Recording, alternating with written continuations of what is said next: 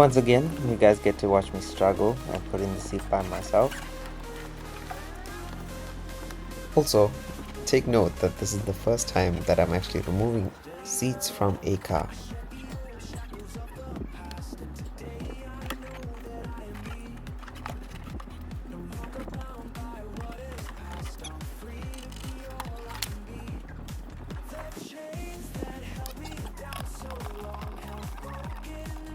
Now you can reverse the process by installing all the seatbelt bolts back, installing all the electrics back into the seat, which is the airbags and the heated seats, if your car has that. If you like this video, please hit the thumbs up button and subscribe for future content.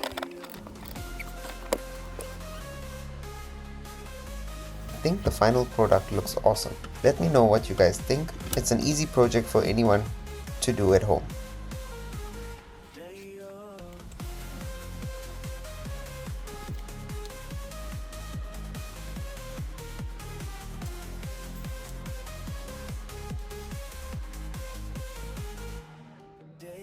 As you can see, there's a few lights on the dashboard that clears up as you drive the car.